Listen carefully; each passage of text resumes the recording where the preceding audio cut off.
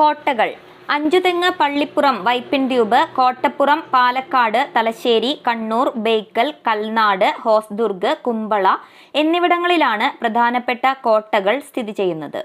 1695 ഇംഗ്ലീഷുകാർ നിർമ്മിച്ച ചതുരാകൃതിയിലുള്ള അഞ്ചുതെങ്ങ് കോട്ട ഇപ്പോഴും വലിയ കേടുകൂടാതെ സംരക്ഷിക്കപ്പെട്ടു പോരുന്നു.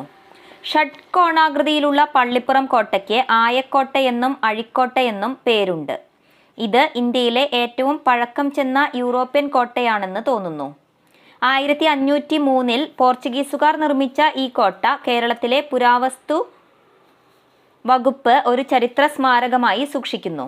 പോർച്ചുഗീസുകാർ കൊടുങ്ങല്ലൂർ അവരുടെ ശക്തികേന്ദ്രമാക്കാൻ തീരുമാനിച്ചപ്പോൾ 1524 നിർമ്മിച്ചതാണ് കോട്ടപ്പുറം കോട്ട.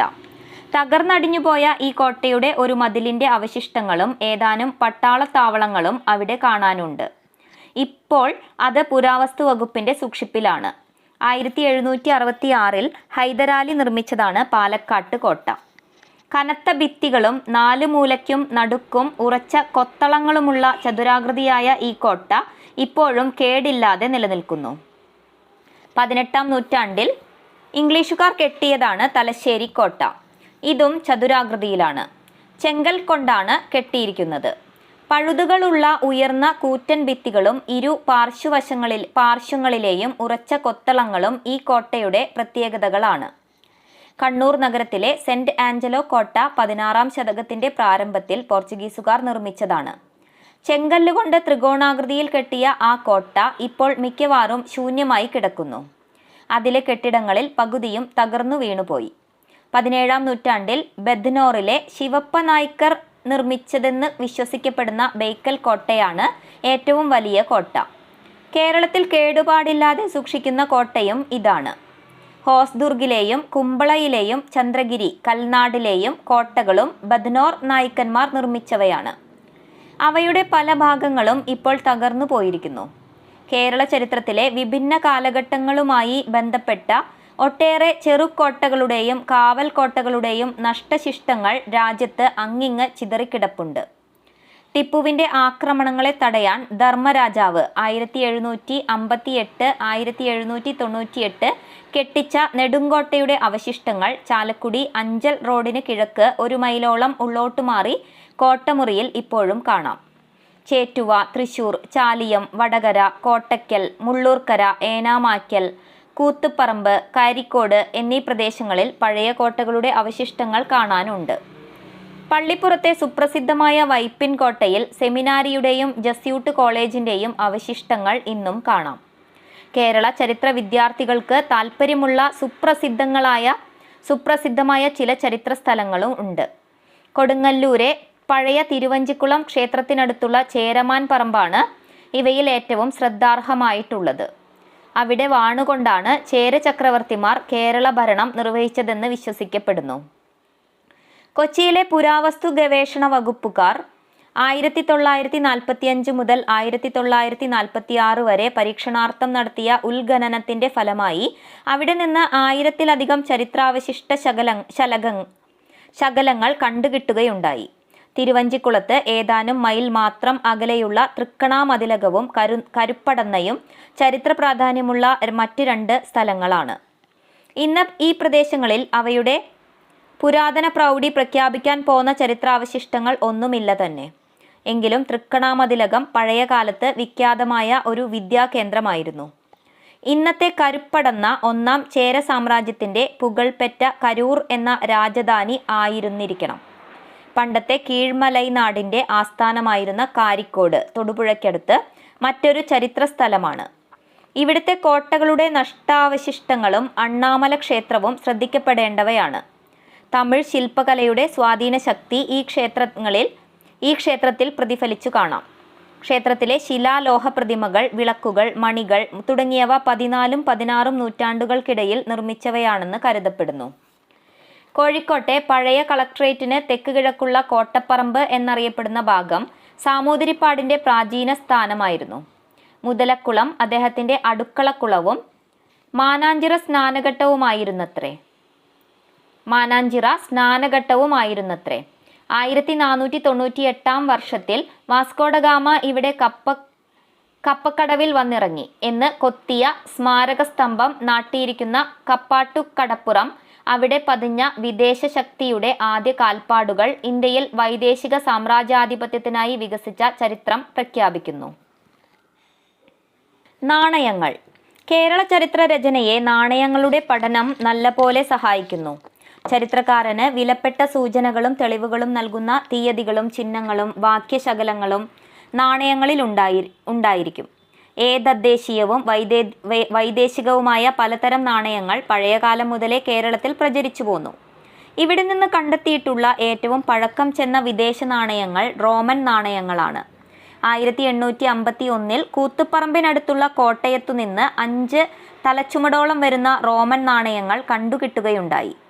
ഇതുകൂടാതെ തൃശൂർ ജില്ലയിലെ എയ്യാൽ നിന്നും കേരളത്തിൻ്റെ മറ്റു ചില ഭാഗങ്ങളിൽ നിന്നും റോമൻ നാണയങ്ങൾ കിട്ടിയിട്ടുണ്ട്. എയ്യാലിൽ നിന്ന് കണ്ടെടുത്ത നാണയങ്ങളുടെ കൂട്ടത്തിൽ 13 സ്വർണ്ണ നാണയങ്ങളും 71 റോമൻ ദിനാരിയസ് നാണയങ്ങളും ഉൾപ്പെടുന്നു. BC 117 മുതൽ AD 123 വരെ 240 വർഷം നിലവിലിരുന്ന റോമൻ നാണയങ്ങളാണിവ. രാജശേഖരന്റെ 820-844 കാലഘട്ടം വാഴപ്പള്ളി ശാസനത്തിൽ ദിനാരിയസ് നാണയങ്ങളെ വ്യക്തമായി പരാമർശിക്കുന്നു. കൂടാതെ വള്ളൂവള്ളി, വടക്കൻ പറൂറിനടുത്ത്, പൂഞ്ഞാർ, ഇടമറുക്, നിരണം എന്നീ സ്ഥലങ്ങളിൽ നിന്നും റോമൻ നാണയങ്ങൾ ലഭിച്ചിട്ടുണ്ട്. ഇന്നോളം കിട്ടിയിട്ടുള്ള തെളിവുകളുടെ അടിസ്ഥാനത്തിൽ പുരാതന കാലത്ത് റോമൻ നാണയങ്ങൾക്ക് കേരളത്തിൽ പ്രചുര പ്രചാരം ഉണ്ടായിരുന്നെന്ന് തീർത്തു പറയാം. വിഭിന്ന ഘട്ടങ്ങളിൽ ഇവിടെ അറബി നാണയങ്ങളും സിലോൺ നാണയങ്ങളും പ്രചരിച്ചിരുന്നു.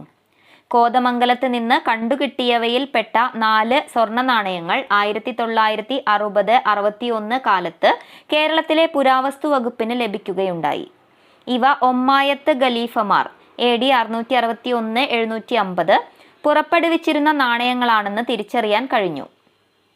പഴയകാലത്ത് കേരളത്തിൽ പ്രചരിച്ചിരുന്ന സിലോൺ നാണയമാണ് ഈഴക്കാശ്. പോർച്ചുഗീസുകാരുടെയും ഡച്ചുകാരുടെയും കാലത്ത് ഇവിടെ സെക്വിൻ എന്ന വെനീഷ്യൻ നാണയവും ഡുക്കറ്റ് എന്ന മൂറിഷ് നാണയവും റിയർ എന്ന സ്പാനിഷ് നാണയവും പ്രചരിക്കുകയുണ്ടായി. കേരളത്തിൻ്റേതല്ലാത്ത ഒട്ടുവളരെ ഇന്ത്യൻ നാണയങ്ങൾ കേരളത്തിൻ്റെ പല ഭാഗത്തു നിന്നും കണ്ടുകിട്ടിയിട്ടുണ്ട്. ബുദ്ധന്റെ കാലത്തു തന്നെ പ്രചാരത്തിലുണ്ടായിരുന്ന മുദ്രിത പഞ്ച് മാർക്ക്ഡ് നാണയങ്ങളാണ് അവയിൽ ഏറ്റവും പഴക്കം ചെന്നവ. 1946 കോട്ടയം ജില്ലയിലെ എലിക്കുളങ്ങരയിൽ നിന്നും തൃശൂർ ജില്ലയിലെ എയ്യാലിൽ നിന്നും ആകെ 218 എണ്ണമുള്ള 2 നാണയശേഖരങ്ങൾ കണ്ടുകിട്ടി. പറവൂരിൽ നിന്ന് കിട്ടിയ 3 സ്വർണ്ണ നാണയങ്ങളിൽ പല ചിഹ്നങ്ങളുടെയും കൂട്ടത്തിൽ ആന, അമ്പ്, വില്ല് എന്നിവയുടെ ചിഹ്നങ്ങളുണ്ട്. 9ഉം 10ഉം ശതകങ്ങളിലെ ചേര നാണയങ്ങളാണ് ഇവയെന്ന് തിരുവിതാംകൂർ പുരാവസ്തു വകുപ്പിന്റെ പ്രസിദ്ധീകരണ പരമ്പരയിൽ പറഞ്ഞിരിക്കുന്നു. എന്നാൽ ആ നാണയങ്ങളിലെ മറ്റു ചിഹ്നങ്ങളുടെ ആകൃതിയും ക്രമവും നോക്കുമ്പോൾ അവ മുദ്രിത നാണയങ്ങളാണെന്നത്രേ തോന്നുക. ആനയും വില്ലും അമ്പും ചേര രാജാക്കന്മാരുടെ ചിഹ്നങ്ങളാണ്. ആ നാണയങ്ങൾ പ്രചരിപ്പിച്ച കാലത്ത് മേൽപ്പറഞ്ഞ ചിഹ്നങ്ങൾ അവയിൽ കൊത്തിച്ചേർത്തതാകാൻ സാധ്യതയുണ്ട്. ചോള പാണ്ഡ്യ നാണയങ്ങളുൾപ്പെടെ ദക്ഷിണേന്ത്യൻ രാജാക്കന്മാരുടെ പല നാണയങ്ങളും പണ്ട് കേരളത്തിൽ പ്രചരിച്ചിരുന്നു. ചോളന്മാരുടെ സ്വർണ്ണ നാണയമായ ആനയച്ച് AD 1200 മധുര സുൽത്താൻമാരുടെ തുലുക്കക്കാശ് 14-ാം ശതകത്തിലും ഇവിടെ പ്രചാരത്തിലായി. 14-ാം ശതകത്തിലുണ്ടായ ഉണ്ണിയാടി ചരിതത്തിൽ തുലുക്കക്കാശിനെ കുറിച്ച് പരാമർശിക്കുന്നുണ്ട്. കേരളീയ രാജാക്കന്മാർ വളരെ നേരത്തെ സ്വന്തം നാണയങ്ങൾ പുറപ്പെടുവിച്ചിരുന്നു. പരശുരാമൻ നടപ്പാക്കിയതെന്ന് പറയാറുള്ള രാശി എന്ന സ്വർണ്ണ നാണയം കേരളത്തിലെ ഏറ്റവും പഴയ നാണയമായി കരുതപ്പെടുന്നു. അടുത്തത് കലിയുഗരാജൻ അഥവാ കലിയുഗരായൻ പണം ആണ്. ഇത് ഒരു കാലത്ത് കേരളത്തിൽ ഉടനീളം പ്രചരിച്ചിരുന്നു എന്നാണ് W. എല്യട്ടിൻ്റെ അഭിപ്രായം. പൊന്ന്, അച്ച്, പണം, കാശ്, അഴകച്ച്, തിരമം മുതലായവ 9-ാം നൂറ്റാണ്ട് തൊട്ട് 13-ാം നൂറ്റാണ്ട് വരെ കേരളത്തിൽ പ്രചരിച്ച നാണയങ്ങളാണ്.